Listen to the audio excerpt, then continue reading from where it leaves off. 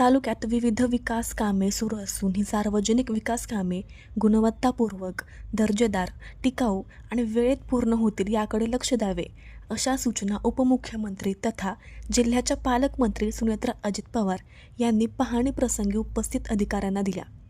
यावेळी नगराध्यक्ष सचिन सातव, उपविभागीय अधिकारी उत्तम दिघे, MIDCचे प्रादेशिक अधिकारी हनुमंत पाटील, उपविभागीय पोलीस अधिकारी चैतन्य कदम, सार्वजनिक बांधकाम विभागाचे कार्यकारी अभियंता अमोल पवार, जलसंपदा विभागाचे कार्यकारी अभियंता दिगंबर डुबल, उपप्रादेशिक परिवहन अधिकारी सुरेंद्र निकम, तहसीलदार प्रवीण रावटे, गटविकास अधिकारी किशोर माने, मुख्याधिकारी पंकज भुसे आदी उपस्थित होते।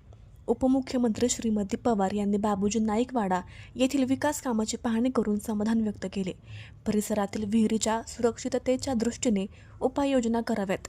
नदीपात्रातील जलपर्णी काढून परिसर स्वच्छ राहील याबाबत दक्षता घ्यावी अशा सूचना दिल्या।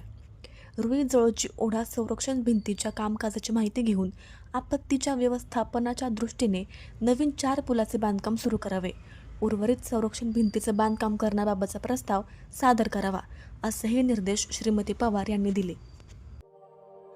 अशाच नवनवीन बातम्या पाहण्यासाठी बारामती वार्तापत्र चॅनलला लाईक करा, शेअर करा, सबस्क्राईब करा आणि बेल आयकॉन प्रेस करा।